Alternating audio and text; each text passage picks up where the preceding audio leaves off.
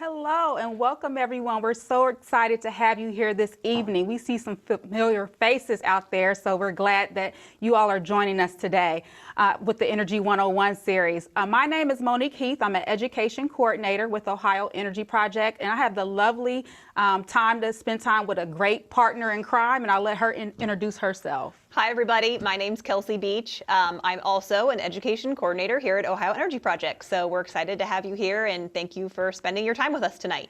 Yes, so we're going to have some fun this evening, but before we get started, I would like to acknowledge some special people. We would like to acknowledge Battelle, Ohio STEM Learning Network, American Electric Power Foundation, as well as Missy and the Summit County teachers.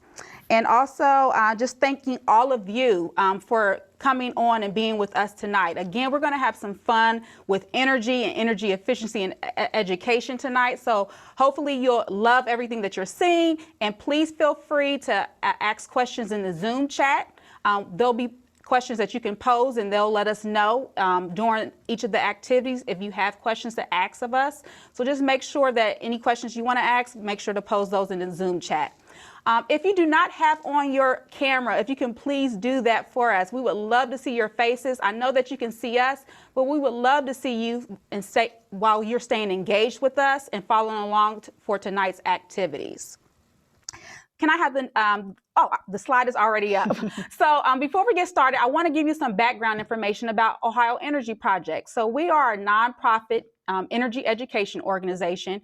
We've been around about a little bit over 30 years, and we kind of touch on all things energy related. Our mission is to inspire leadership in energy innovation in students and teachers throughout Ohio. Our vision is to be the premier energy educator, ensuring a sustainable tomorrow. And we really value our values of innovative education, enduring relationships with our students and our teachers, and transformative leadership. So we really pride ourselves on that. So kind of about who we are, what exactly do we do at Ohio Energy Project? So we provide a relevant, informative, fun, hands-on activities for our teachers and our students. And we do this through a variety of ways. So for our teachers, we provide grade level professional development opportunities.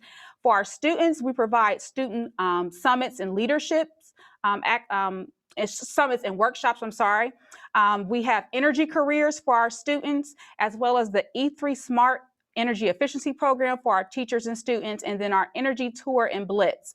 And if you have a question about any of those, please remember, we're going to go over all of that at the end so you can kind of learn a little bit more about the opportunities that we provide, not only about what we're going to go over tonight, but you'll kind of see other things that we do later on this evening. Next slide, please.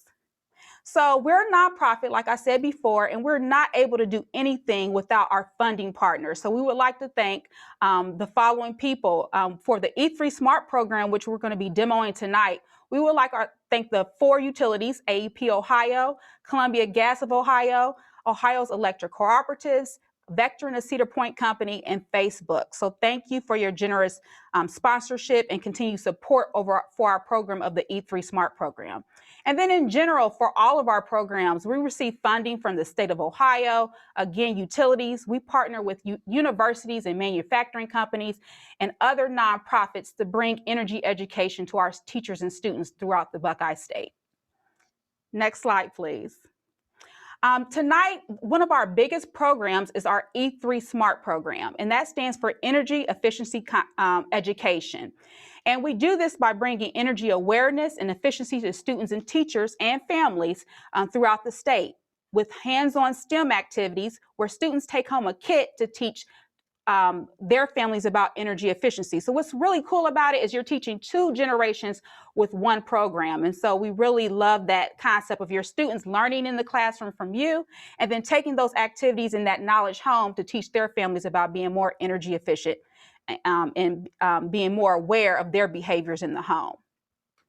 So with this program that we're going to demo tonight, what students and participants of this program usually do is that the students learn the content in the classroom from their teacher.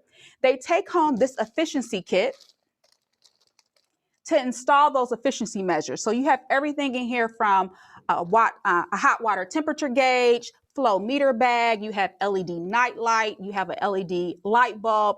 And so they'll take home this efficiency kit from their utility sponsor and install this with their family and report back to us. So this is a very important component of our program. The curriculum is divided up into two curriculums. We have our elementary curriculum. So all of you are elementary teachers. So that is for grades 3 through 6, where you use the school as a laboratory. The students learn in the classroom. They take this efficiency kit home to install the measures. Then we have our secondary program, which serves grades 7 through 12. Now, they'll still take home the kit to install those efficiency measures, but they take it a little bit further with some STEM activities at the very end where they reach their community. So they do this by doing a culminating project or doing a school audit within their school.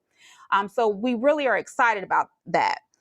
You received a couple of items in the mail from us, and one of those items was your student guide. So this is the guide that if you were a participant of the program, this is the guide your students would receive. In this guide for students, you have background information, you have laboratory instructions and procedures, you have conclusion questions, data worksheets, and also a home activity that they would use with the efficiency kit in order to install those measures that we're talking about. So you'll keep this handy throughout the night because we'll be using this at one point to actually do one of the labs in lesson 2. Before we get started, you also received in the mail a little sheet that was kind of telling you about what we're going to be doing tonight, some of the things we wanted you to pre-prepare before you got started. And in there, you were supposed to take a pre-poll. Now, if you didn't take the pre-poll, we're not going to shame you. You're fine. You'll get a chance to take the post-poll afterwards. But in the pre-poll, we sent you a link, and we just want to look at those results. So can I have the next slide, please? And we just wanted to test your knowledge, how comfortable you were with teaching energy efficiency. So let's look at the first question and how everyone panned out. It says, how would you rate your confidence in teaching about energy efficiency and conservation? So it looks like the majority of you said you were pretty confident. So that was good to see on that first question. The second question, how would you rate your confidence in teaching about the efficiency of the light bulbs, which is incandescent, our compact fluorescent, and our light emitting diode, our LED light? And again, the majority of you said you were pretty confident. So that was good to see there as well. Our next question, to what extent do you feel your classroom is fully equipped to study energy in its efficient use? And it looks like majority of you said you were somewhat prepared on that question. And then let's look at the last poll question. How would you rate your confidence in teaching about the forms and sources of energy? And again, majority of you said you were pretty confident. Now, if you were saying that you were not at all confident or somewhat confident, I don't want you to feel bad at all. Tonight, hopefully, after we do all of the activities, you leave away saying that you can teach energy efficiency tomorrow. And so that's one of the main things that we try to do with our teachers when we're doing a PD. We want to give you the materials to leave out and the knowledge to feel confident to teach your students about energy efficiency and conservation. And with that being said, I'm going to go ahead and let my colleague Kelsey take it over, and she's going to give you some background information on energy. Yes. All right. Awesome. So I think we can go to the next slide. Perfect. Okay, so our first activity that we're going to do together is called EE Top 5, and that was the orange kind of thick paper that you got, and Monique will hold it up to the camera for you. So if you cut this up, awesome. If not, no big deal. You can follow along with us. So this activity, the EE Top 5, is going to be a pretty good introduction for students to be thinking about how they use energy in their own homes. What is using the most energy in their home? And we think that it's important before we do this is to think a little bit about what energy is in the first place. So providing them with some of that background knowledge to really spark their interest and start thinking critically about their energy use. So before we start, all of this information, like Monique said, this background information is in your guidebook, and we're just pulling a couple of snippets of important information to go over before we get into the activity. So what is energy? So energy is the ability to do work or cause a change in an object, and that can be a change in shape, state, size, etc. When we're thinking about energy, we use a lot of energy here in the United States. So we spend $2 million every minute, 24 hours a day, 365 days a year on energy. So if we're providing this information to students, getting them to think about, wow, that's a lot of money that we're spending, and what can we do collectively and individually to consume less. And so just giving them kind of those tidbits of information we think is important for them to start sparking their curiosity. So in addition, right, we know we spend a lot of money on energy. If we look at it more on a global level, the United States is about 4.5% of the population globally, and we use about 18% of the world's energy. So while we make up a small portion of the global population, we're using a lot of that energy. So again, how can we use less of it? How can we spend less?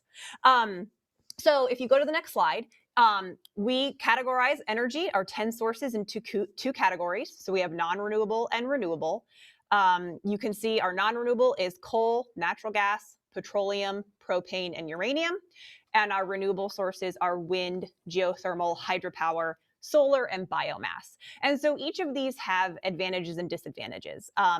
Non-renewable energy, it's readily available. And it's pretty inexpensive, right? But we know that this won't last forever because it's formed from ancient sea plants and animals, and so it's going to run out. On the other side, renewable energy, we know that this is easily replenishable. However, it's also intermittent, so it's not windy everywhere, and it's not sunny 24 hours a day. So some things that scientists and engineers are always trying to think about is, how can we store this? How can we make a better battery, et cetera, for this renewable energy? Another thing about renewable energy is that in the United States, most of our renewable energy is used to make electricity. And also in the United States, we use mostly non-renewable sources. So that's a little bit about energy. There is much more background info in your guidebook for you to kind of pull out. And again, if you want students to read this information, you could have them jigsaw and, assign certain portions to each other and then teach one another, or create presentations. So there's a variety of ways that you can choose to get this information to your students. So let's dive into our first activity, EE Top 5, now that we've got a little bit of background info. And I'm going to need your guys' input here. So I'm going to ask you to make a few guesses. And if you could just put your guesses into the chat. And Jess, our colleague who is in the control room, is hopefully going to chime into my ear and give me some of your guesses to help me out with this activity. So, like I said, EE Top 5 is a good introductory activity for students to think about the top 5 energy users in their home. And we'll move this up a little bit. Perfect. Okay. So we have our 5 categories. Typically in a normal classroom environment, we would do this kind of like a family feud style. So we'd split our classroom up into groups. We would have one person come up. We would read the question and they could tap a buzzer or raise their hand and try to guess the category. And just like Family Feud, if they got it right, then that question would go back to their team to guess the other categories. If they got it wrong, then the other team could confer with each other and try to come up with an answer. So you could easily make this into something virtual if you're in a hybrid learning mode, or you could simply have them guess like we're going to do today. So if anybody has a guess about what maybe the top energy category is in the home, the top energy user, put it in your chat right now, and hopefully Jess will give me a couple answers. Oh, you guys are amazing. Heating and cooling. Ding, ding, you all are some smart students. Did you guys look at the answer sheet? Perfect. Okay, so we have heating and cooling. Excellent. So heating and cooling takes up about 46% of a home's energy usage. And our heater, our air conditioner, if it's on, it's running 2 to 3 times a day for 2 to 3 times an hour for 10 to 15 minutes. So it's running a lot. And we want students to think about, how can they reduce this? So do you have a ceiling fan? And brainstorm this with your students. Is my HVAC system being updated frequently? Is it getting checked on? Is it insulated, etc.? So, and then also part of that energy kit are some measures, for example, like draft sealers that they could put around their doors and windows. So all of those things are good to talk about with students as you work through this. Okay, what do we think the next category is? Number 2, what's the next energy user in the home? Ooh, okay. We do. I saw some water heating. which was correct.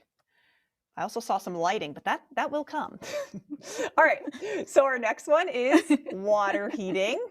And this one, especially for elementary students, when I was teaching it, some of them had never seen a water heater or they didn't know what that was. So just maybe having a picture of it for them, and telling them where it is, what it does. So having them think about, what do we use hot water for? A lot, right? Our dishwasher, our laundry, when we take showers, when we wash our hands. So your hot water heater takes up about 14% of a home's energy usage. And this runs about 3 hours a day. So some things we can do to minimize our water heating is use less water, right? Setting our water heater to 120 degrees or less. All right, let's go for category 3, number 3. All right. We can't, we have lighting. We just can't ignore it. We're going to skip 3. Lighting is category number 4. So lighting is a popular one. And actually, we're going to demo the lighting lab today in a little bit. So lighting takes up about 9% of a home's energy usage. And think about all the things that we use light for. So again, brainstorming that with your students. Having the holidays come up. Can we make sure that we have LED holiday light strands? Having a timer on those. So all of those kind of things that students can really connect with. And essentially lighting, I mean, we think about, okay, overhead lights, but what about our TVs? What about our video games? What about all those things that also use lighting? All right, let's go for another one. What do we think? All right. Back to number 3. All right, so appliances. So appliances take up about 13% of a home's energy use. And gosh, we can name a lot of appliances, right, in a home, and I feel like they just keep piling up and we have more and more. So have students think about what those are, what can they do to be efficient. So for example, making sure that if you have a dishwasher, you're running it on a full load, or if you have a washer and dryer, make sure you're using a full load when you're washing. If you have an appliance, turning it off when you're done using it. And same goes with lighting. When you leave the room, turning off the lights. Something really simple can help save a lot of energy. Okay, last one. I think I saw it in there. Somebody said it. Yes. So this is kind of a unique one, and recycling takes up about 4%. And actually, some of the appliances, so for example, like TV and media, also takes up about 4% of a home's energy usage. But we put recycling because we like students to think about that concept. Do they recycle? What is accepted in the company that maybe does recycling for them? So if you pull up the website that your recycling company has, they'll show you a list of everything that's accepted. And a lot of students might be surprised at what isn't accepted that they are disposing of. So recycling we put as number 5. It takes less energy to recycle a product than it does to create a new one. So recycling is a great way for students to consume less and save on their energy usage. Okay, so if you have any questions about that activity, again, throw it in the chat and we promise we'll get to it. But there is one additional kind of step to this activity. So you should have gotten other additional cards. And if you're doing this in the classroom, you can pass a card out to every student. You can have students think of more examples of how to be energy efficient in each category. But anyway, so if I was going to pass these out to my students, I would give one to each student, and then they would have to come up and put the example of energy efficiency next to the correct category. So we're going to do a couple examples, and you have more in your materials. So the first one says use a reusable water bottle instead of a throwaway one. Any ideas in the chat there for where that might go? Yep, I see it. Recycling. So we're going to tape it there. The next one says CFLs and LEDs can reduce energy use by 50 to 75%. Yep, you guys got it. Oh, you are some smart cookies out there. You guys are quick. Use these only for full loads. Awesome. Appliances. All right. A setting of 120 degrees Fahrenheit is recommended. What do you guys think? Yep, water heater. And then, of course, the last one is going to be heating and cooling. This example says install and use a programmable thermostat. Okay, So, like I said, that's a good introductory activity that you can kind of get students thinking about how am I using my energy, where is it coming from at my house, and how can I kind of consume less. So we're going to take a 5-minute break, and during this time, we're going to display a slide. So if I could go to the next slide. So there are the answers, but if we could go to the next slide. Okay, perfect. So these are all the items that you need for the lighting lab. So during this 5-minute break, if you want to get those out and kind of set up in front of you, this is kind of what we need to demo the lab. Again, if you don't have these materials, you can easily follow along with us as we go. Okay, so we'll see you back here in about 5 minutes. All right, awesome.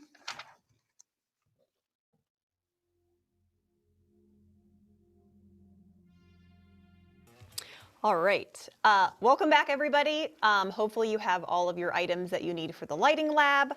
And before we get started with that, we're gonna do a little bit of lighting background info. So again, this is all in your guidebook that you have, and we're just gonna pull those important snippets before the lab. So if you could go to the next slide. Perfect. Okay, so in this experiment, we're going to be dealing with the 3 major types of light bulbs. So we have incandescent, compact fluorescent, and light emitting diode, so LED. And as we start this lab, we want to brainstorm with students, again, all of the ways that we use lighting. So their video games, their TVs, the overhead lights, the computers, the list goes on and on and on.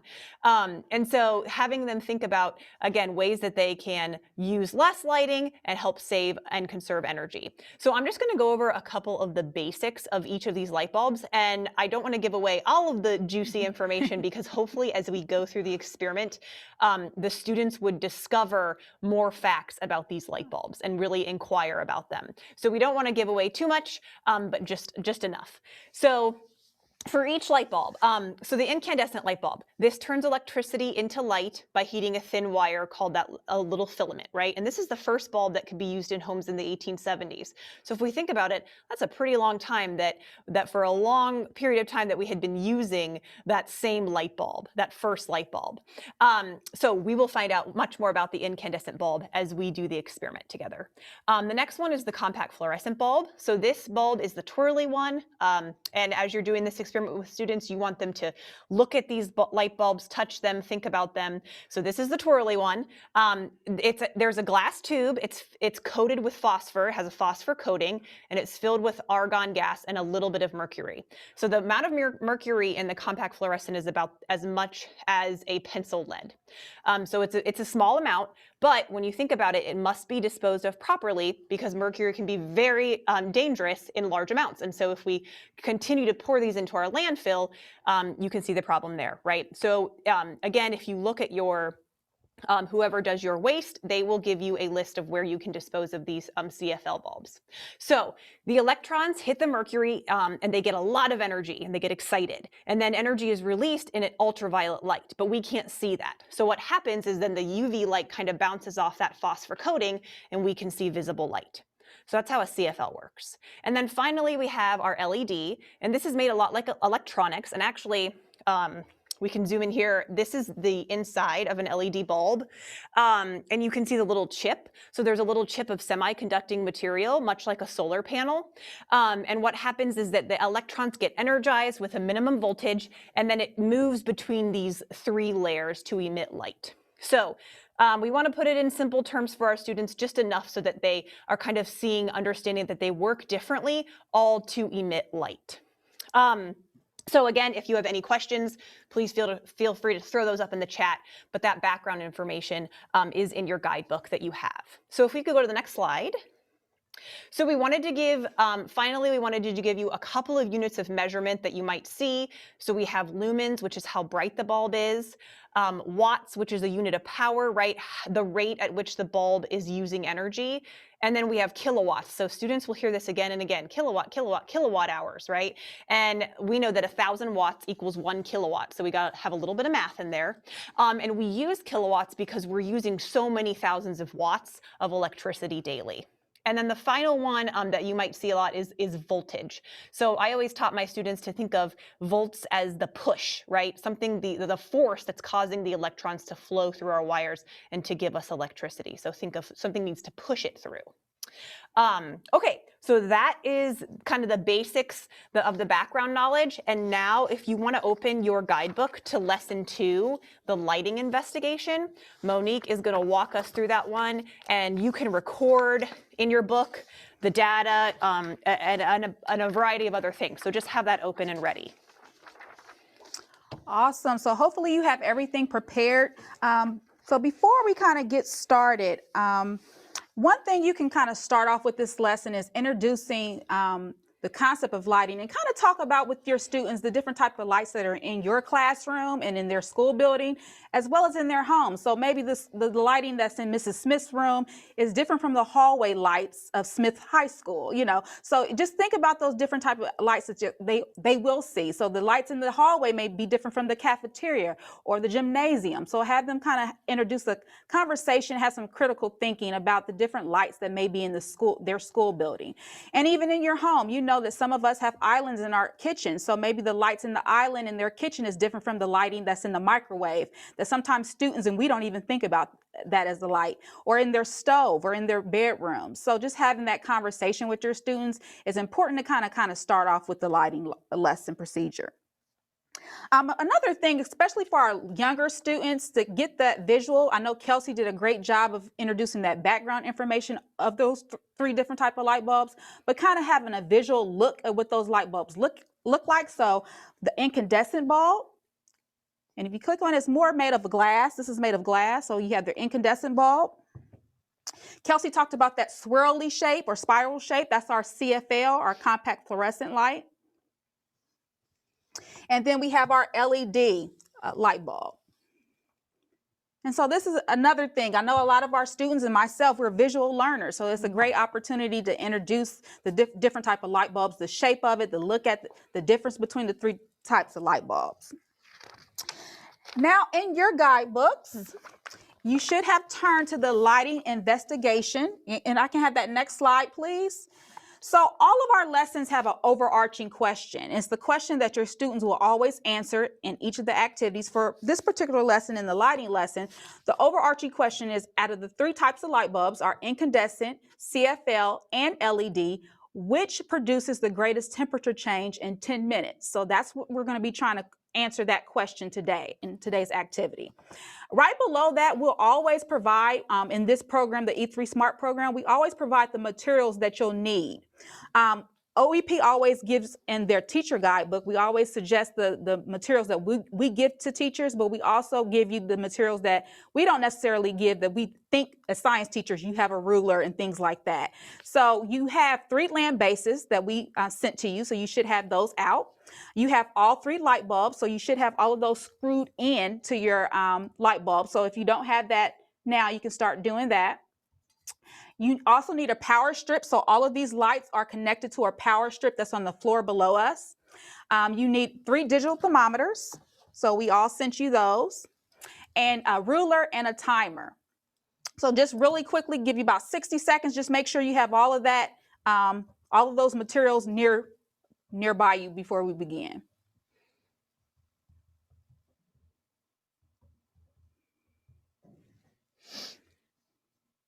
I see teachers testing and getting their stuff together. Awesome.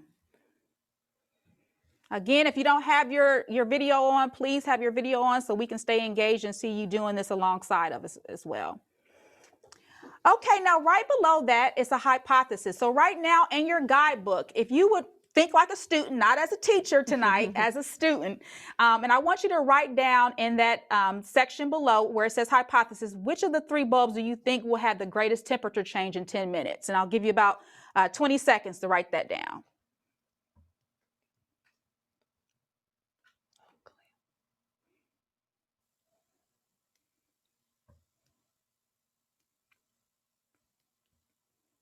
Okay, awesome. And let's go ahead and start with the procedure. So you know, before COVID, it'll be a little bit different. And I'll kind of give some suggestions on how you could do this if you're teaching from home or you're in a hybrid model where you're in the classroom and at home. Give you some tips and tools. We suggest to do this if you have to do this activity at home with your students. But if you were in the classroom, you have enough students to put in a group of 5. If you notice, we would have a reader for the the CFL, I'm sorry, a reader for the incandescent light, and also a reader for the LED light. You also will need a timer. So tonight I'll have Kelsey act as the timer for all of us today, and then a data recorder. And I always suggest this to our teachers when they come to our PD. If you have those shy students, but they would love to participate and they're more shy, they don't like to talk in the classroom, this is a great way to get them involved in a group and have them participate and have a role within the group. So maybe they may be the timer for the group or the data recorder.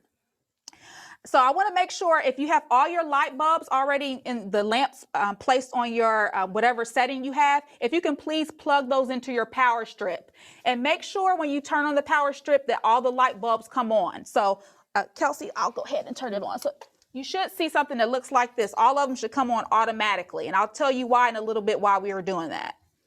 So go ahead and take about 60 seconds. If you haven't plugged anything up, go ahead and plug it up.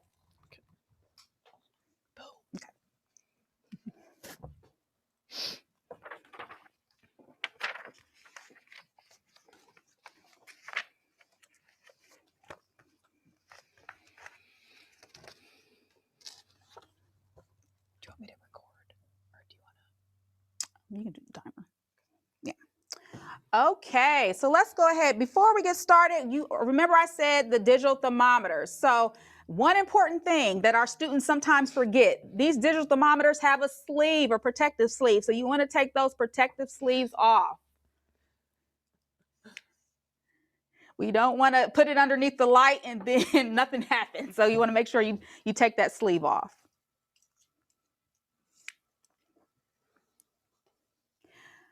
Okay, so also we ask for you to have a ruler. And the reason why we're asking for the ruler, because you want to figure out the distance from the light that you want to shine on the digital thermometer. So using my ruler, you can go ahead. If you don't have a ruler, kind of eye it for tonight. If you do have a ruler, decide where you want to place, how far you want your light bulb to go down to shine on your thermometer. So go ahead and do that now, and I'll do this at our station here.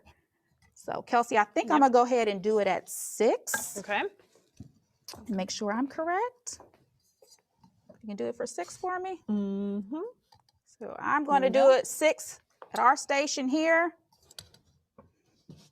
Okay. 6 there, and I'll go ahead and take off the sleeves of my thermometers. All right. Okay.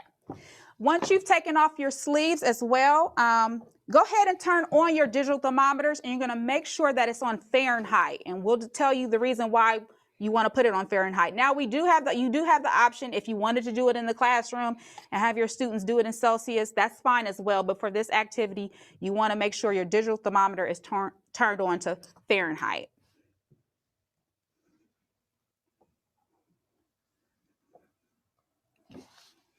Awesome.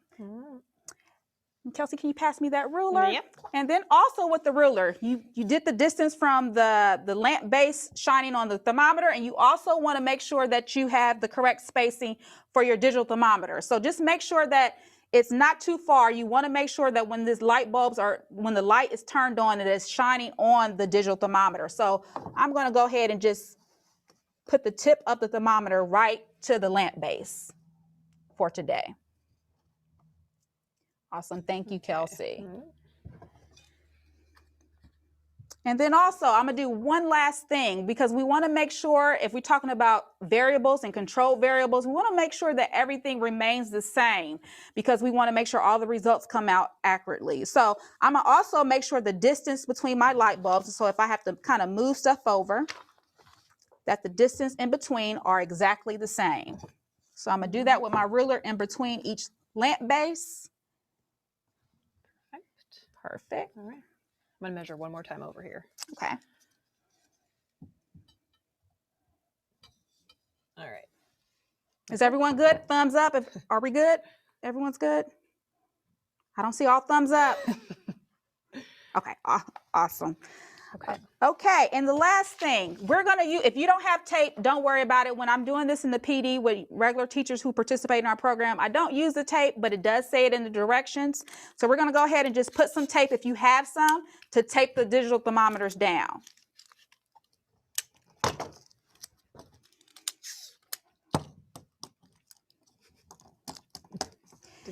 Now, why are we taping it down? For two reasons. One, we want to make sure everything stays controlled, all the variables stay consistent. And then two, I always say this in the PD, whether you're in 4th grade or you have a 12th grader, they all like to play around. And those digital thermometers do have a sharp point at the very end. So you want to make sure you tape it down so you don't have a student running around and acting like they're in some, you know, Star Wars movie or something like that and playing around in the classroom. And you want to make sure everyone is safe. So you want to tape it down to make sure everything stays the same. And so that no one gets hurt in the classroom. Okay, now everyone has everything prepared before we get started? Thumbs up again before we move on. Awesome. If you can turn to the next page, which is your data sheet. On your data sheet, we're going to record our first temperature at 0 before we get started. So go ahead and make sure that you write down in that data sheet at the very bottom, write down the temperature at 0 for all 3 bulbs. So let me go around, Kelsey. So my incandescent is at 69.8. CFL is 69.8. 69.8. And LED is 69.6. 69.6.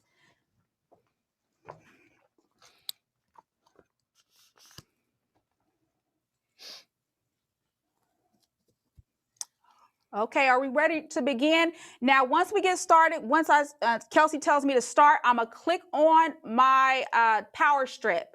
And remember, all of your bulbs should be on because we want to make sure everything stays the same. So just check that before we get started. I'll give you like 20 seconds to make sure you have that. So make sure all of your bulbs are coming on if you click on that power strip.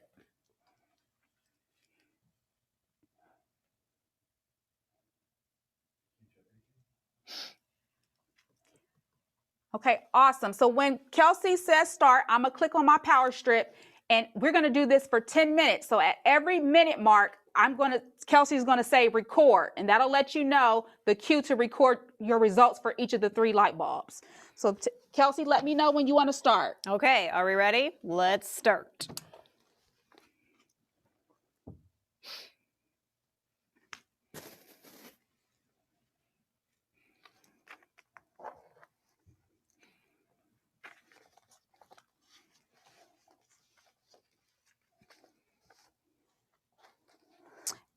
Just as a little something that you can do, some of our teachers who do this program, they do the timer in 2 different ways. Some teachers like to have their students have a timer. I know with COVID and everyone touching things, that may not be possible in the classroom, but a lot of teachers put the timer on the Smart board. Thank you, Kelsey. On the smart board, so that it'll count down, and when it's time, it makes that noise to record. The students know that's their cue to write everything down on their data sheet. Mm-hmm. All right, we got about 10 seconds.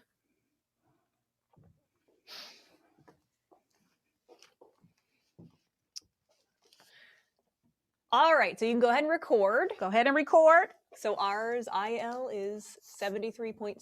Mm-hmm. CFL is 70.3. Mm-hmm. And LED is 70.1. 70.1. Yes.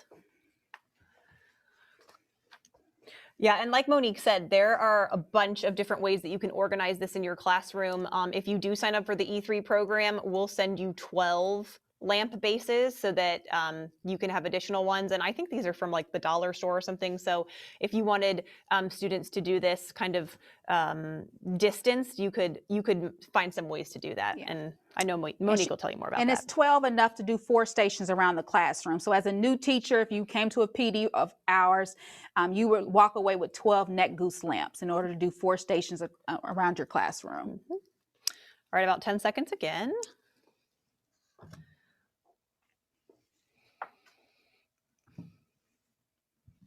All right, go ahead and record. So we have IL is 76, CFL is 70.8, LED is 70.4.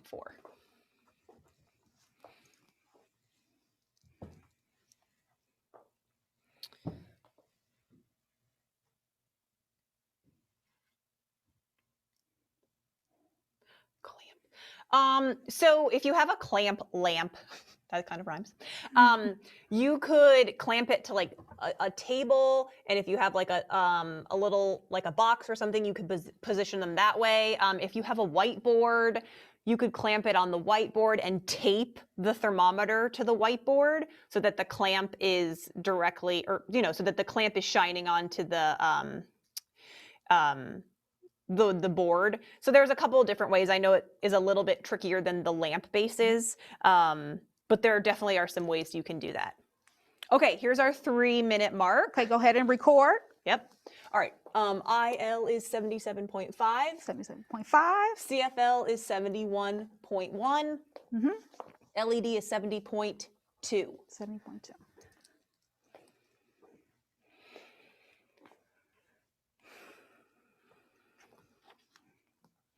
I just thought of one other thing. The clamps, if you have a desk, like if your students are at the desk, they can clamp their lamp on the desk and then kind of shine it up onto the table, onto the digital thermometer that way. And Monique and I were kind of thinking, like, what are some more ways we could do this during COVID? So if you are in hybrid, you know, you could have students come up and read. You could set it up and just have them come up and read and record to be distance, or you could, you know, have a group be in charge of one LED and have them be seated 6 feet apart, and they each have a job, like Monique kind of talked about. All right, we got our 4-minute. Sneaks up on you. All right, IL is 78.5, CFL is 71.5, LED is 70.7. And this is one of the most popular lessons out of the activities that our teachers say the students really, really enjoy. I think they enjoy the results right after we do this, which you'll see the difference in the change in temperature of each of the bulbs, but they really enjoy this activity. Yeah, and like Moni said, I think it's something that they can easily go home and tell their parents about and really feel empowered and knowledgeable about, because they have seen the results and they know for certain which light bulb is most efficient.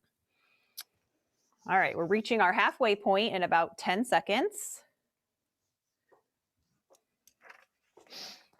Okay. 5. All right, go ahead and record. IL is 78.8. CFL is 72.1. LED is 70.9.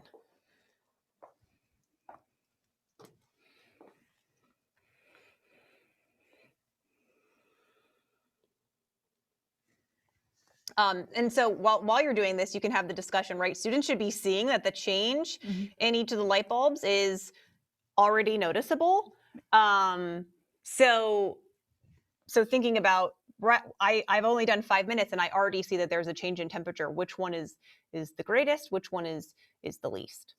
And again, if you have any of those questions, feel free to pop them in the chat there and we'll try to help you think logistics or how this would work. All right, we got about 10 seconds till our 6th minute. Okay.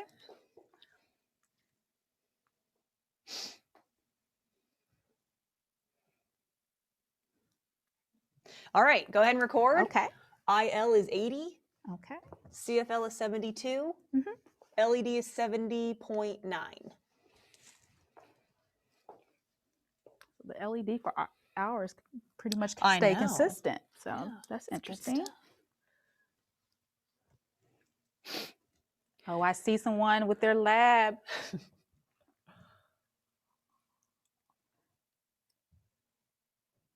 Awesome. We love seeing the pictures of all of you all doing it.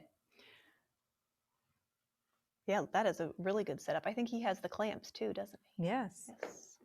Well, a few people have the clamps. That's awesome. All right, we're almost to our 7 minute.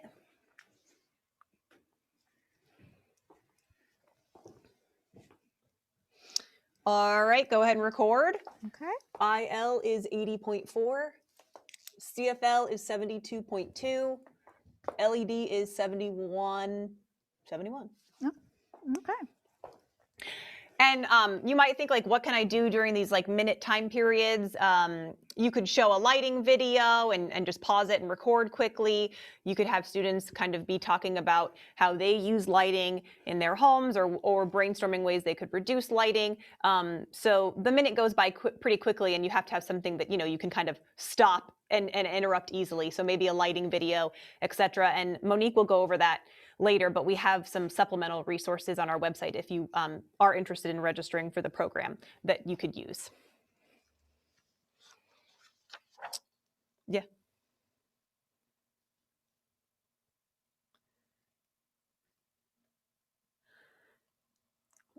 Oh, we'll answer that question. 1 second. All right. Yes. We're reaching 8 minutes. Record. IL is 80.6. CFL is 72.4. LED is 71.2. So we had a question. I think someone posed the question, if they register for this program, would this be their training? We also have, this is part of it, but we also have an online training tutorial that we recommend all of our participants to watch. It's a quick video, not too long, of just showing everything that you would receive, all the materials you would receive, a more detailed, thorough video about what it is about the program and what you will be experiencing with the program and how to implement the program in your classroom. So it is a video component, and then you would have to register right afterwards after you watch the video in order to participate in the program. And that's across all funding partners who fund our program. It's a requirement. All right, we are approaching our 9th minute, so go ahead and record. IL is 81.1. CFL is 72.5. LED is 71.3. Okay. All right, so we've got 1 more minute.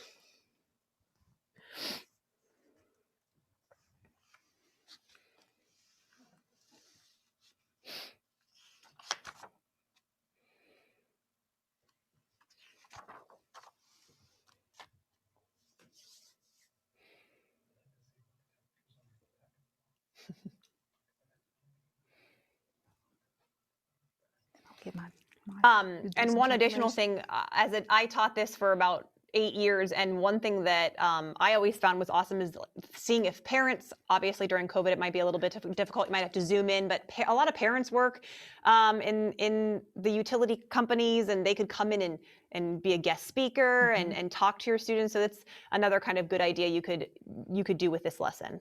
All right, we're at our 10 minute. Okay. So make your final recording. IL is 82. Okay. CFL is 73. And LED is 71.3. Okay.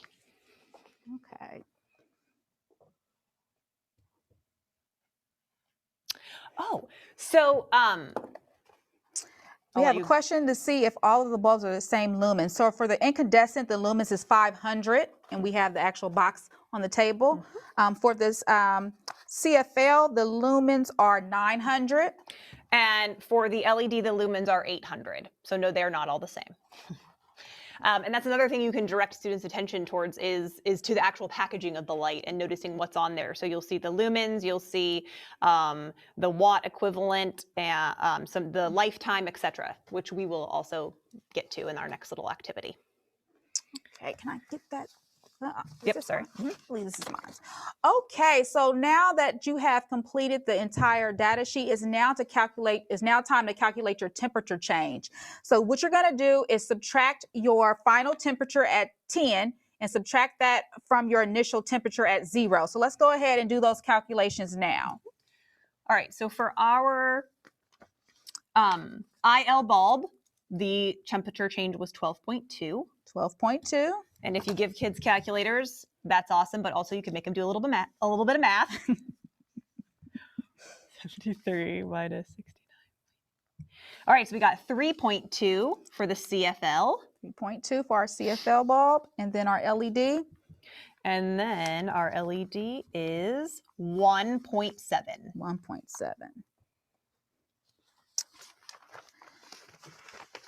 So going back to our initial question, which of the bulbs had the least that was the least efficient bulb, who had the greatest temperature change? And that should have been your incandescent bulb. It was the temperature was at our temperature change was at 12.2. When we noticed, you should have noticed as we were calculating it minute by minute, the temperature was going up higher than the rest of the other two bulbs compared to the CFL and the LED.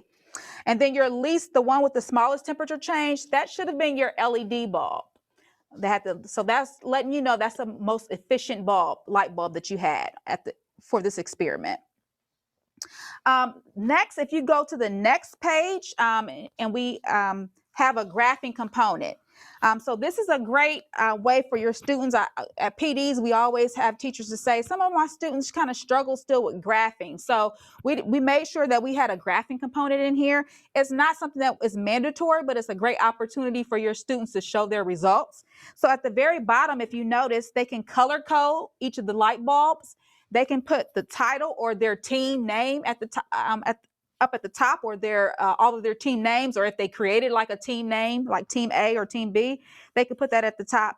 And we told you all at the beginning why we had you put it on the digital thermometer in Fahrenheit, because it was easier for them to graph their results on here. Now, again, if you wanted them to do it in Celsius, you could have had them do that.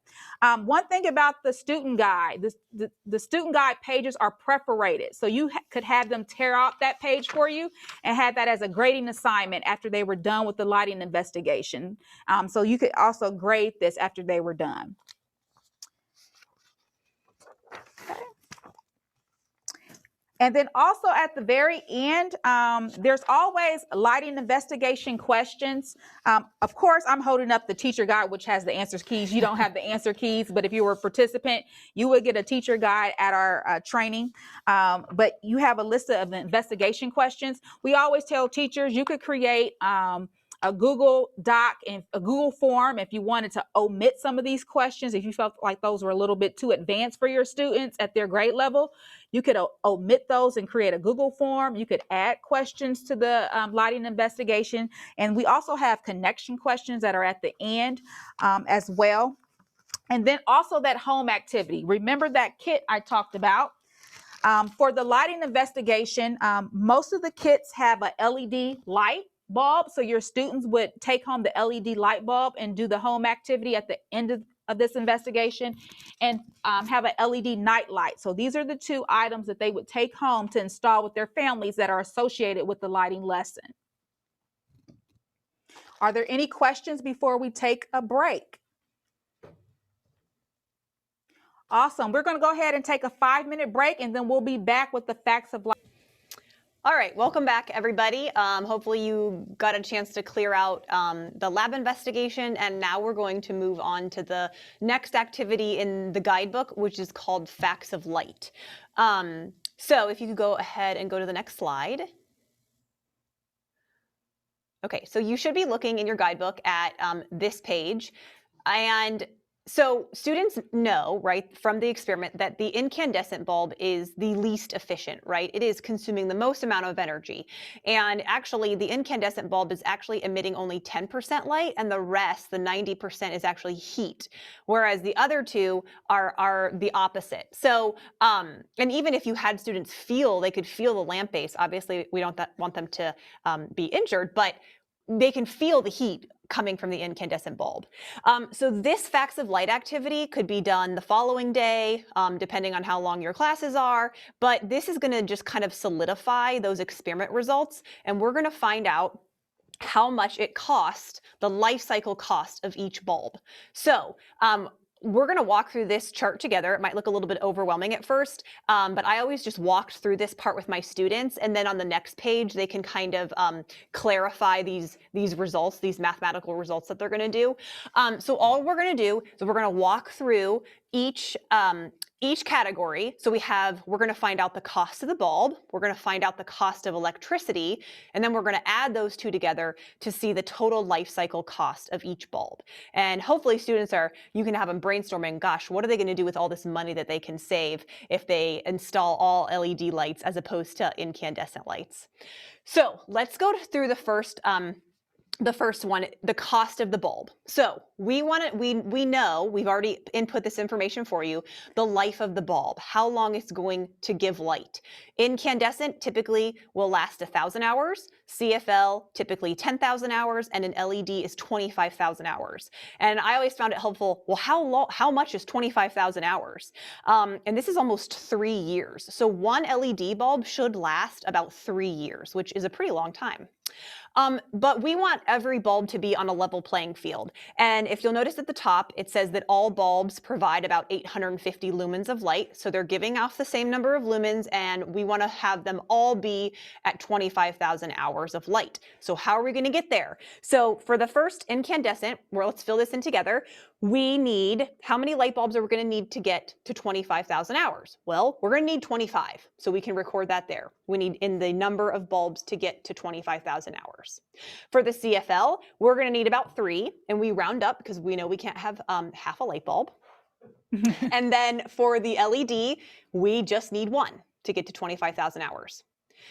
Then the next piece of that chart is the price per bulb. So we see that an incandescent bulb is 50 cents, compact fluorescent is $1.50, and an LED is $1.33. And so students or parents or families might have this misconception that, well, an incandescent bulb is so much cheaper, right? But hopefully through this activity, they'll see that while the upfront cost is much less, the overall life cycle cost for an incandescent bulb is much more. Okay, so how are we going to find the cost of bulbs for 25,000 hours of light? We are going to take the number of bulbs needed and multiply it times the price. So for the incandescent, 25 times 50 cents is $12.50. And I hope I've done my math correctly. And if not, you'll have to shout out here. All right, we've got our CFL. So we're going to take 3 times 150 to get $4.50 for the CFL. And then finally, we have our LED. So we're going to take 1 times $1.33, and we're going to get $1.33. Okay, so hopefully that makes sense to everybody. That's the cost of the bulb for 25,000 hours. Any questions there? Thumbs up if you're like, yes, that makes sense. Awesome. Okay, now we need to find the cost of electricity. And always thinking about teaching this with students, this might be a good way to think about, well, where does our electricity come from, and showing them, you know, the generators and things like that, where we get it from, because a lot of students will have no kind of background knowledge about that. But so let's get to the cost of electricity. So we know that each bulb is going to last us 25,000 hours. And then below that is the wattage. And this is on the package of each bulb. And so we have a 60 watt IL bulb, we have a 13 watt CFL, and a 12 watt LED. We gave you the total kilowatt hour consumption, and we also gave you the price of electricity per kilowatt hour. So in Ohio, that's a set rate of 11 cents. And this differs by state. So what we're going to do here is we are going to multiply the total kilowatt consumption times the price of electricity to get the cost of electricity. So for the IL, we're going to take 1,500 times 11 cents. We're going to get $165. So you can record that. For the CFL, we have total kilowatt consumption is 325. We're going to multiply that times our 11 cents, and we're going to get $35.75. And then our LED, we're going to take 300 and multiply times 11 cents, and we're going to get $33. So depending on your students' math abilities, you could have them use a calculator, you could have them do it pen and paper, but we like that there is a math component to this lesson as well. All right, so let's get to the good stuff. We have the life cycle cost. So we are going to take the cost of the bulb plus the cost of electricity to get the life cycle cost. So for incandescent, we're just going to take the information that we've already done and plug it in to the bottom here. So we have $12.50 plus $165 for electricity, and we're going to get $177.50. Then we're going to take our CFL. We know that it is $4.50 for 25,000 hours.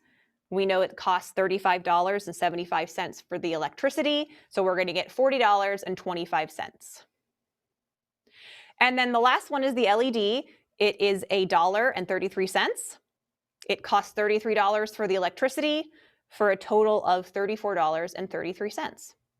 So they could be saving quite a bit here if they have all LED light bulbs. And if we could go to the next slide.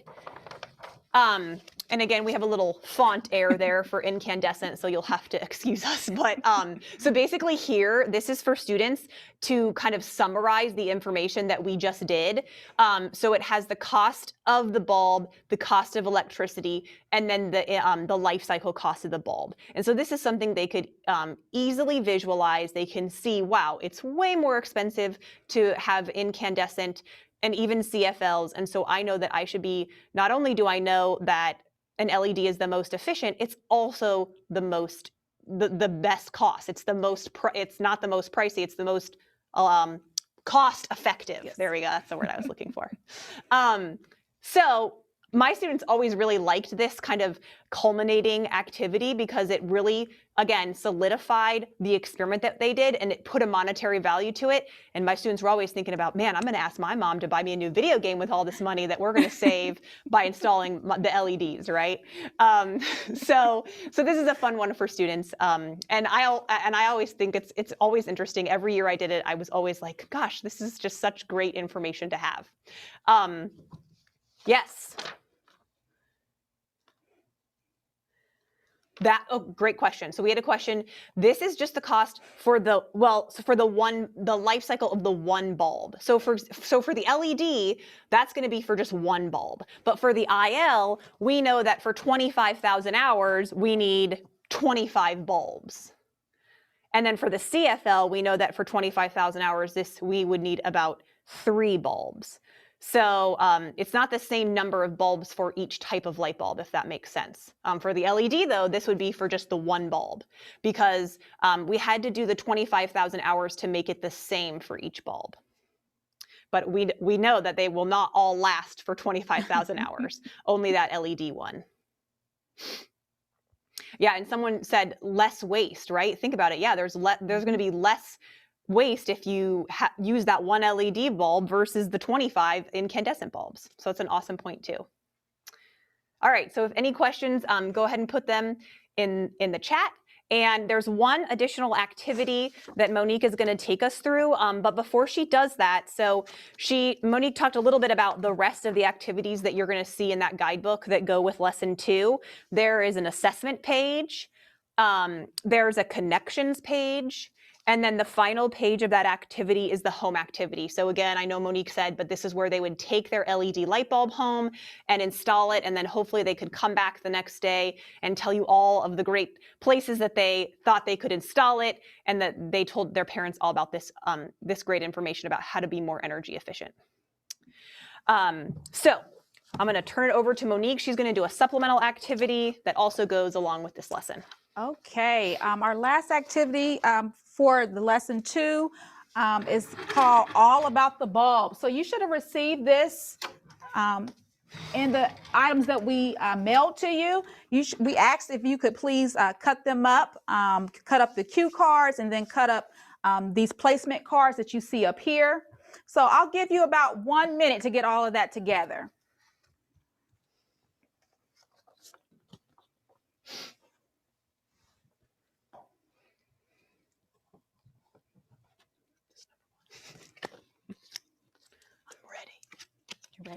Ready.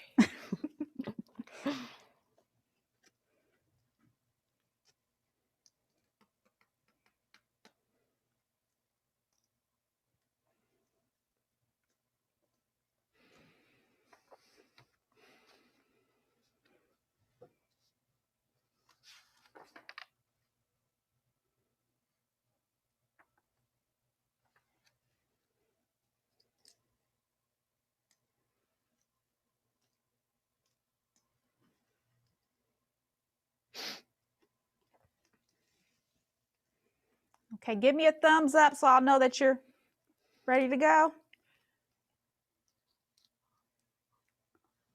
All right. Awesome. Okay, so all about the bulb. With this activity, you would create a Venn diagram. We usually use hula hoops when we're doing this activity because it's fun and we like to hula hoop at the very end of our session. No, I'm just playing.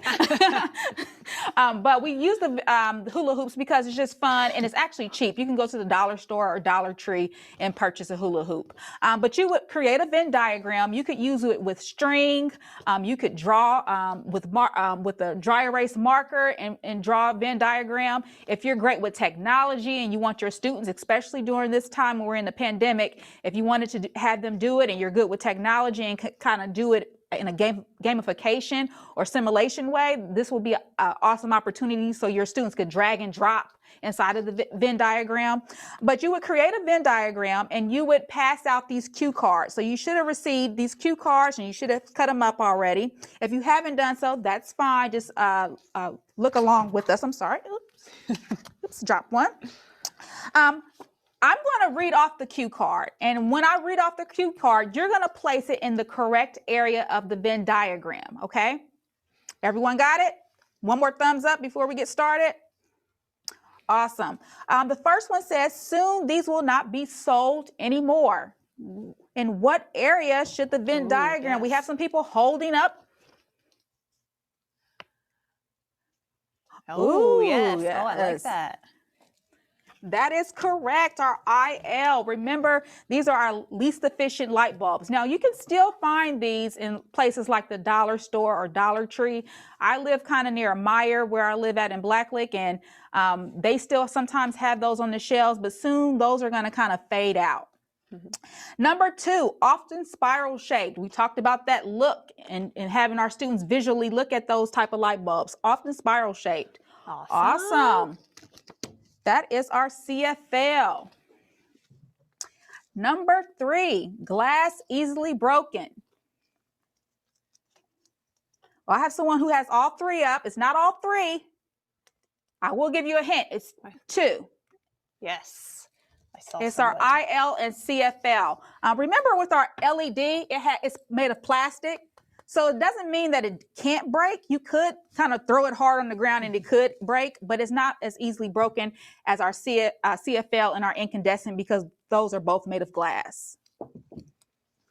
Number 4, the light bulb of the future. Okay, we have LED. That is correct. Now, we say this in the PD to our teachers, your students are our future scientists and geniuses of the world. Right now, this is the light bulb of the future, but your students are going to be creating the next big thing that's going to be our new light bulb of the future. So right now, the LED is the light bulb of the future. Number 5, transforms electrical energy to radiant energy. Mm-hmm. All bulbs. Yes, we have all bulbs. It's all bulbs. Awesome. Number 6, energy efficient. We want to think about our experiment. LED, it is. If someone has 2 of them, that's correct. It's going to be our LED and our CFL. Yes. Number 7, produces 90% heat. And this kind of gives you a hint. With your students, you could say heat, that word heat, it kind of gives off the answer. Yes, correct. It's our incandescent light. Put it right here. Number 8, most durable and versatile. Which one is that one? Mm-hmm. Yes, it's going to be our LED. Number 9, contains small amounts of mercury. Kelsey kind of touched on this in the background information.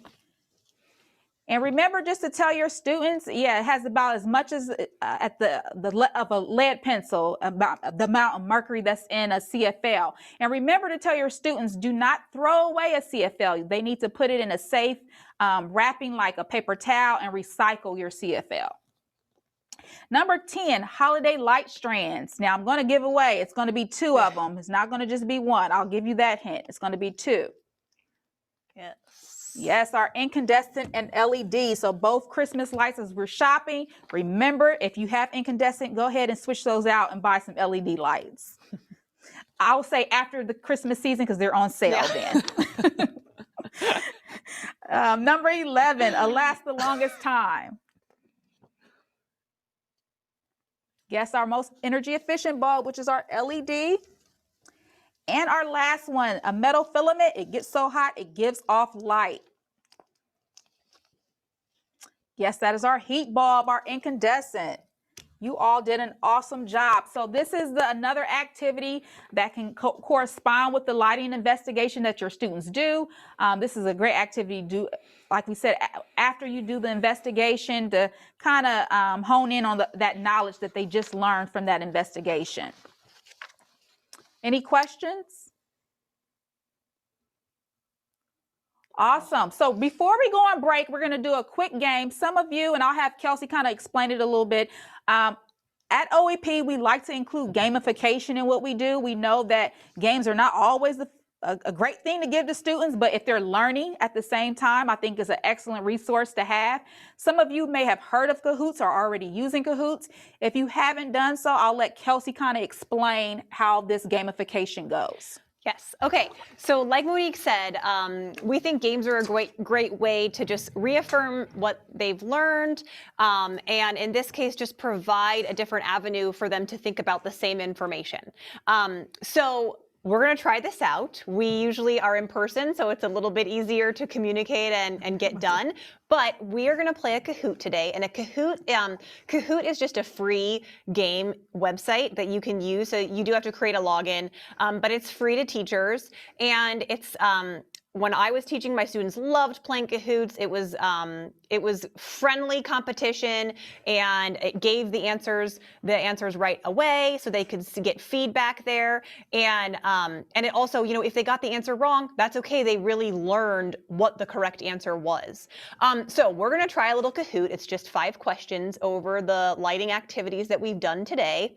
And what we need you to do is we are going to have you play on your phone or another device if you have it.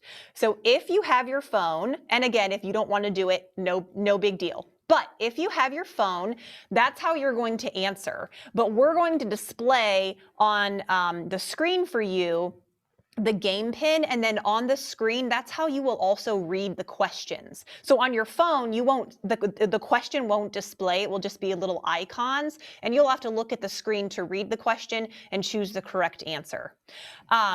Okay, so I hope that they're gonna display the Kahoot. So what you do is on your phone, you just go to the internet and you're going to type in www.kahoot.it. So we'll give you a couple of minutes, and I see people are already joining, and you can just put your initials, you could put the first letters of your last name, you could put your full name, whatever. We do give a warning that students will take advantage of this time to put whatever name they'd like. So you might want to set that before they join. I always made sure, and as the controller, you can make them log off if you don't like their name or whatever. Or if it's inappropriate. Yes. So if it's inappropriate, you can kick them off. Yes. So I see we are joining, so we'll just give you a few minutes. And look, I'm gonna maybe join too. Make sure we got it. I joined. Did you join? All right, yes. Monique joined, so I'll let her join, and I'll read the questions for you. I love this game. I want to have some fun. I wonder, and there is usually music with this, like a fun little music with it, but I think that's disabled. But if you play it on your own, the kids love the music. Added bonus. All right, so we're going to give you about 60 more seconds to join. Looks like you guys are all doing an awesome job. Ooh, Andrew put some symbols on here. Okay. Super science, love it. Breadsticks. Goober guy. I love these names. Breadsticks. You're making us hungry. Yes. And again, I always like my students, this was a great review. So if you were going to have an assessment day, you could use this as a fun game in stations the day before you were going to assess. Some students would create their own Kahoots, and that was a really awesome way for them to affirm their knowledge, because as you know, when you're creating something, you're really learning that material well. So there's a lot of options here with this. All right, let's take about 30 more seconds.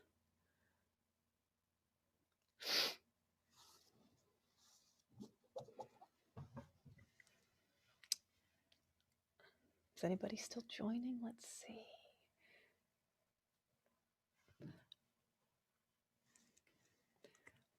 I think we're good. All right, I think we're good. So yeah. if you guys, okay, we're going to start. Like I said, I will read the question for you and it will also be on the screen and then you answer. Answer on your device. Answer on your device. All right, this is the most energy efficient light bulb. We have compact fluorescent, light emitting diode, or incandescent. So again, the most energy efficient light bulb. We have CFL, LED, or IL. And you can see who's answered, and there is a time limit. So if they didn't get to answer on time, no big deal. Oh my God, I'm a pure genius. I think I answered it correctly. And then there you go. So, all right, let's go to the next one. And there will be like a scoreboard, so students can kind of compete with each other there. So who's at the top? So Andrew's at the top. Andrew, way to go. So's emojis. All right, let's go to the next question. This light bulb emits only 10% light, the rest is heat. Is it a CFL, an IL, or an LED? And again, the scoreboard is based on like who answers the quickest and correct. So I always said to my students, you know what? It's not about how quick you answer. It's just about if you know it or not, and it's just a review. So it's just a fun review for them to do. All right, we have IL. Excellent. Next. Okay, next one, we have question 3. This bulb contains a small amount of mercury and must be disposed of properly. LED, IL, or CFL? So which one has mercury? Is it the light emitting diode, the incandescent, or the compact fluorescent?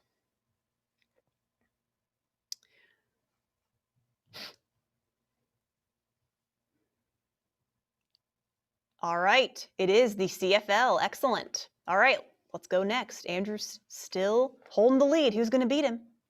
All right, next one. Lumens are how old a light bulb is, how bright the bulb is, or how powerful the bulb is.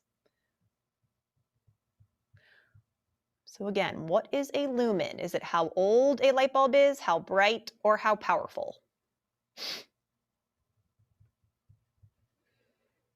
And it is how bright. Awesome. All right, this is the last one. True or false? LED bulbs are more expensive to buy up front, but the life cycle cost is the cheapest of any bulb. Is that true or false? LED bulbs are more expensive up front, but the life cycle is the cheapest out of all bulbs. Hint, hint. I won't tell you the answer.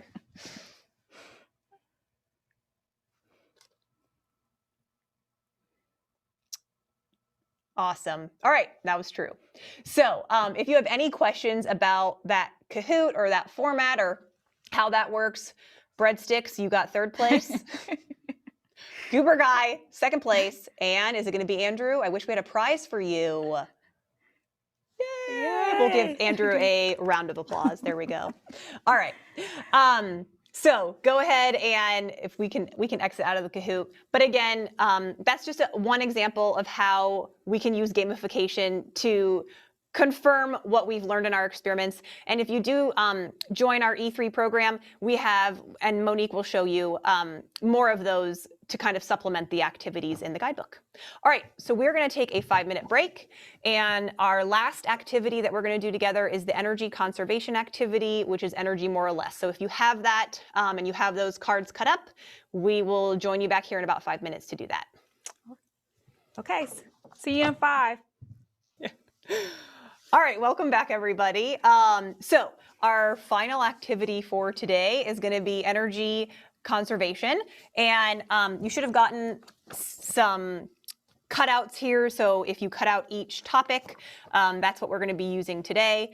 And overall, right, we think this is a good kind of culminating activity because we've talked about energy usage in the home with EE Top 5. We've talked all about lighting specifically. And now if you are choosing to do the OSLN Design Challenge, this is going to kind of broaden their umbrella and get them to think about energy efficiency and conservation on a broader scale. And so maybe it's going to spark an idea. And as you see, once we go through the activity, they might kind of get ideas from their peers as they go through this. So we like this because hopefully it's getting them to think about that big question, that design challenge question, which is how can you reimagine energy production and consumption to improve your community? So we want students to understand, and you'll see on this slide, the difference between energy efficiency and conservation. So efficiency, we want to think of things, right? I always told my students, think of things. These efficiency is things that use less energy to perform the same task or amount of work. So for example, if you are in the market for a new efficient appliance, well, you want to make sure that you're going to buy one that has the Energy Star logo, right? You want to buy an efficient washer and a dryer. If you are replacing light bulbs, make sure that you're replacing them with LEDs. If you're going to be purchasing a new car, think about purchasing an electric car. So all of these are kind of items or tangible things. That's efficiency. Energy conservation, on the other hand, are your actions or behaviors that can result in using less energy. And these are a little bit harder to measure, right? Because it's hard to measure your daily behaviors in every single action that you do that contributes to your energy efficiency. So for example, if you dry clothes outside on a sunny day, that would be a behavior that you're doing to save energy.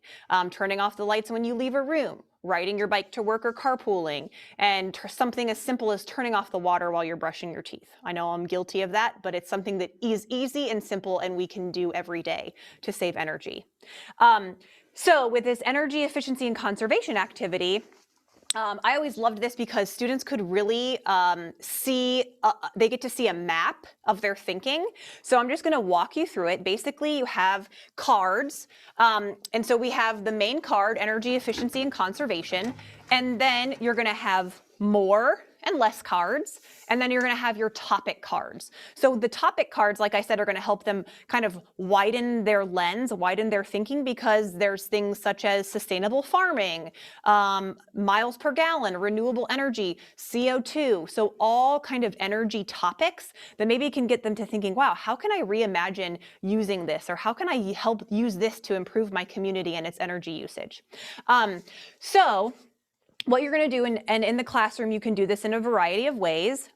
One way is that you could just, since we know COVID is here and we kind of want to be separate, you could make copies of all of these cards and give them to students, each individual student. So for example, here I have a major topic card, and then all my little cut up cards are in here.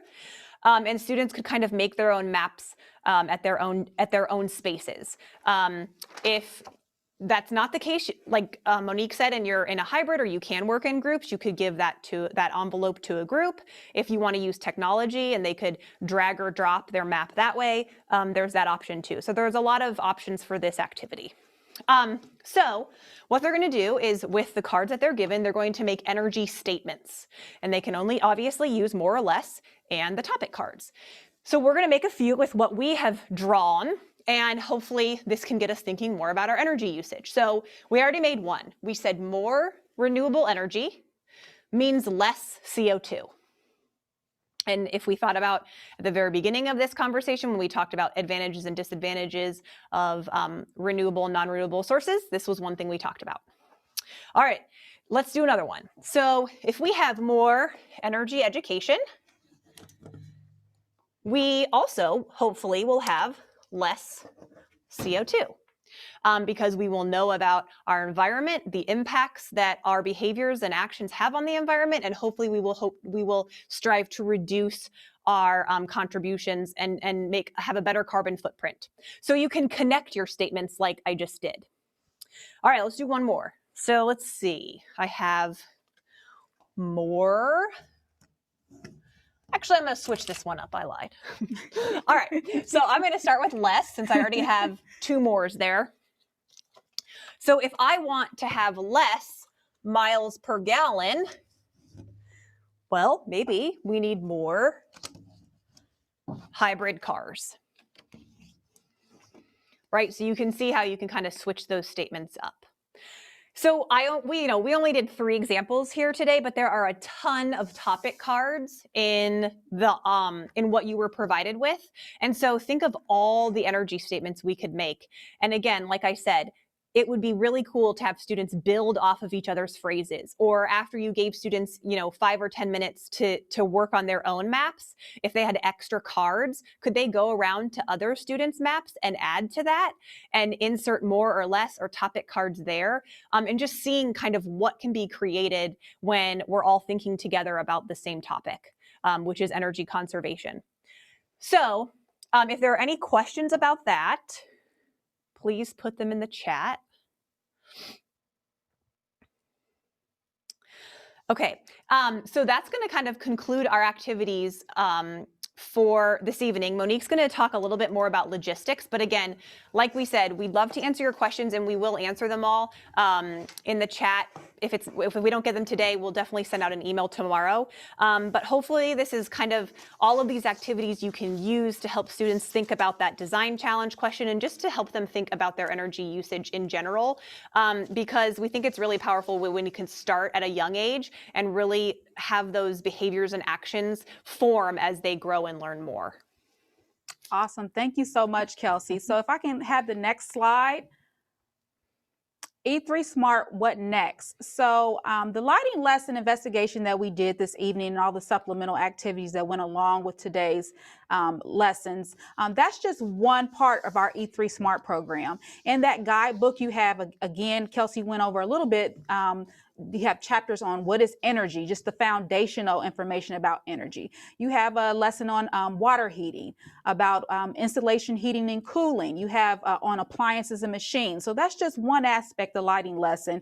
We wanted to demo this because it's very popular amongst our teachers and our students, but we have a whole host of great activities that are aligned to Ohio's learning standards. So if you are interested, please again register. We have a few seats available, but we still are taking registration. Again, you would have to do that online tutorial and then complete the registration form to let us know how many students you have, so we can give you those kits that we talked about for your students to install. And I will say, if we're full this year, make sure you register in the summer for our next year's program. Yes. And registration goes up in March. So if you're interested, we'll put you on a list, and we'll go out when we start recruiting and kind of putting the word out about E3 Smart. You'll be one of the first people to receive that correspondence from us. Okay, can I have the next slide, please? So there's an ending component once you do this program. So students and their families fill out this family installation survey. It reports back on which efficiency measures that they installed in the home. And teachers that do this program and who have been doing this program for years, I actually see some teachers that are currently participating on here. So teachers who are returning teachers, I see Steve waving. Hi, Steve. So teachers who have done this, they do it two ways. They either give the entire kit to their students to take home, or they kind of piecemeal the kit. So tonight we did the lighting lesson. So if you were in the classroom and you were doing the lighting lesson, well, you will only have the students take home the LED night light and the LED bulb inside the kit. Sometimes you don't want to give them the whole kit because students lose things. Either they leave it on the school bus or they forget. And sometimes when you kind of piecemeal it and have them complete the survey section by section like that, they can remember what they have installed more accurately and give you better results. It's very important because these surveys return to the Public Utilities Commission of Ohio, and they count that as savings. So it's really important, and it lets us know, it ties into our funding for the next school year. So it's really important that we receive those surveys back. As a new teacher, before I go there about the incentives, there's two ways you can submit the survey to us. You can submit it online. So you would go to our website at www.ohioenergy.org, and your students could do this online with the computer or a laptop that they have within the classroom, or even at home, and just input the same survey that they see in hard copy. They would just input those answers online. Or if you feel like you want to mail those hard copies in, you can do so. We're located at Worthington, Ohio. We have our address up there for you to see. And you can mail in those surveys to us, and we will input that information for you ourselves. There are incentives to participate in our program. So as a new teacher, you will receive $100 if we return 50% of your surveys. So say you register and you say, OEP, I have 100 students. We would send you 100 kits because that's how many students you have. But you only need to return 50%. So 50 of those surveys need to be turned in along with the teacher evaluation. Now, we would want more than 50, but if you only can get up to 50% of those surveys, you will receive a stipend along with the teacher evaluation. For returning teachers, teachers who have done our program more than 1 year, some of our teachers have been with us over a decade since the E3 Smart program has begun. We just asked a little bit more of our returning teachers. So we asked about 75% of those surveys back, and you will receive a $200 stipend along with your completing your teacher evaluation.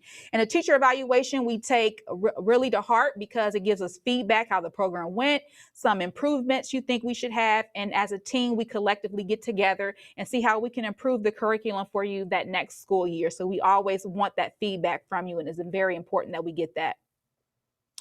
Okay, can we have the next slide? Before I talk about the teacher dashboard, is there any questions about the survey at all? Okay, awesome. A participant of this program, you have access to our teacher dashboard. In the past, this is something new that we did this year. We purchased a learning management system called Canvas. It's like a one-stop shop for all things E3 Smart related. Some school districts around the country have Canvas. Some universities use Canvas. And we treat it like it's a course, but it's for you to download everything from the guidebooks. So if you wanted a digital copy and you're doing Google Classrooms, you can easily show this within your classroom, especially if you're teaching this from home or virtually or hybrid. It's like a one-stop shop. We have lesson plans and answer keys and different activities. So a sample that we have placed for you here is like a welcome screen. You'll see everything, a program overview. We have discussion boards that you can pose questions and have everyone that's in the elementary program, they could see your question, and you can kind of share information. We have alumni who have great resources and done this program and modified it in different ways. So the discussion board will be a great way for a new teacher to see those different things, how they've implemented. And then we have the learning modules. Can you go to the learning modules for me?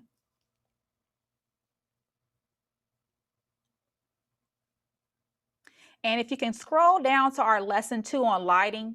So if you look at lesson 2, you can kind of click on the modules and kind of go to the next. So if you clicked on overview, we have it set up for like an overview of what the lesson is about and a to-do list how to successfully implement this activity and lesson in your classroom. Can you go to the next module, please?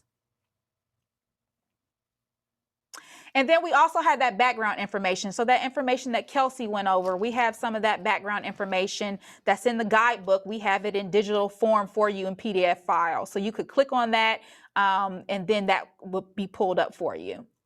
Then we have all of the labs and activities. Again, if you're teaching this in the classroom and you're using like Google Classrooms or any other learning management platform, this will be a great way to kind of just pull that information up quickly and not have to use the guidebook. So all of that information is there for you.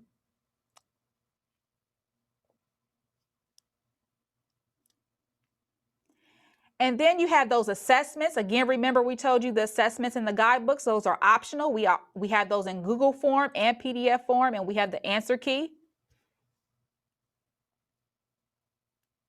And this is our fun page. So this is the supplemental activities. Me and Kelsey demoed for you some of the activities like all about the bulb. And those are some of the activities that OEP, we provide to you as a teacher when you're participating, but we also have other helpful resources. So we have that Google slide. So if you're using Google Classrooms, again, you can have a Google slide up, you could modify it, change it. If you didn't like the coloring of it or anything you didn't like about it, or you could omit some things from it, you could use that, and we have that for you. Tonight we did a little Kahoot. We have that in the games and simulations, and we recommend to have links to other games and simulations that are associated with each of the lessons. And then at the very bottom, if you wanted to touch base and show a video before you got started, or in the middle of the activity, or maybe even after you have done all the lessons in your classroom, you could show a quick video. So like the first video is Energy 101 on the light bulbs. It gives an explanation, a great explanation in cartoon form of those 3 different type of light bulbs and how they work and what do they mean. So these are just some supplemental activities that we provide for all of the lessons in the guidebook. Any questions about our platform?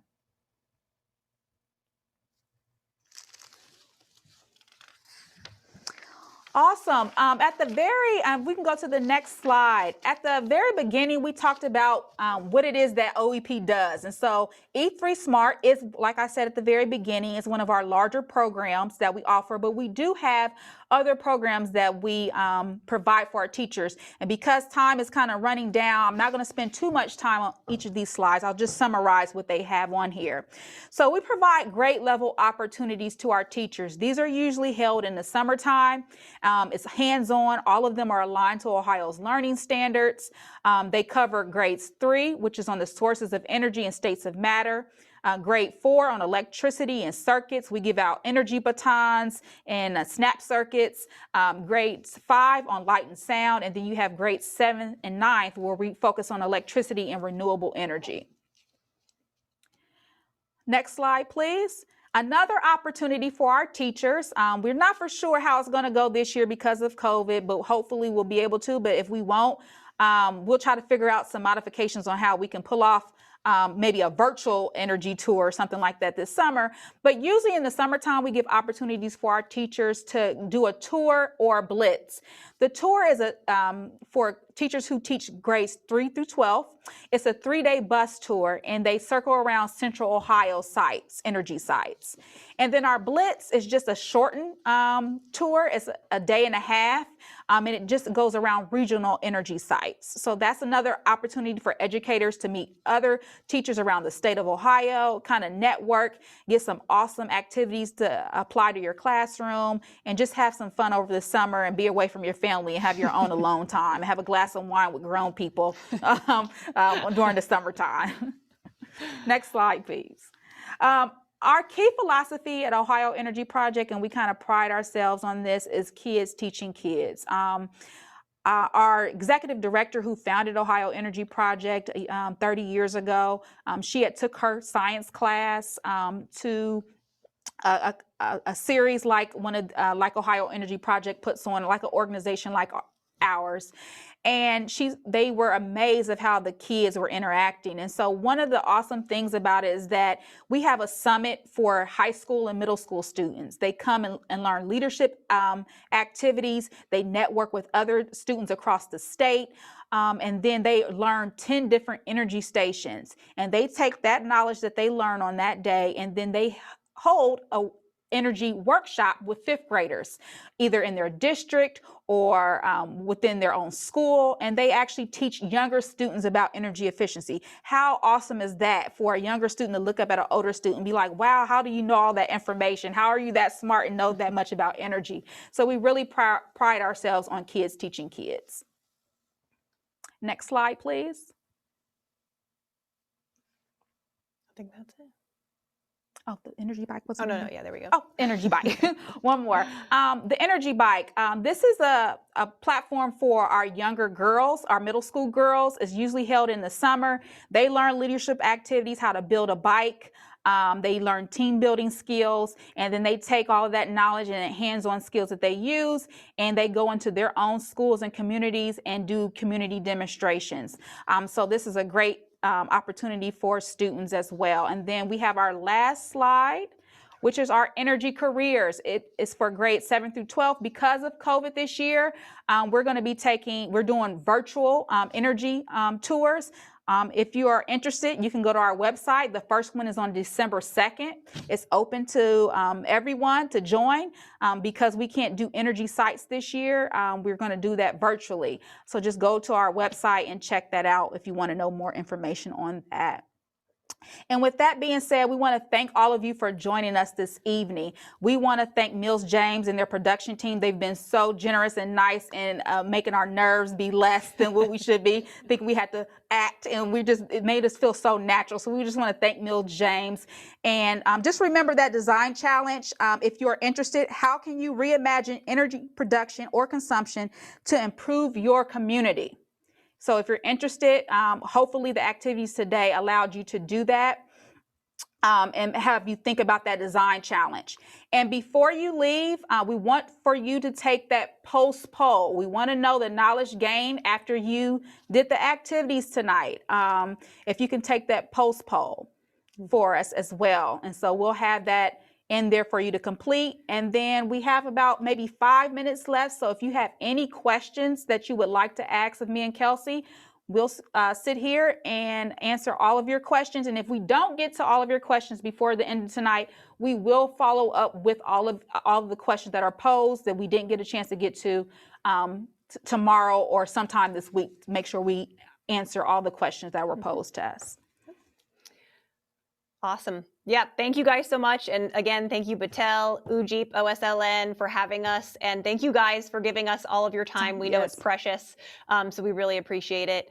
And like Monique said, if you could go ahead and take the post poll, that'll conclude our session together. So. And one last thing, I always say this to teachers, especially during this time.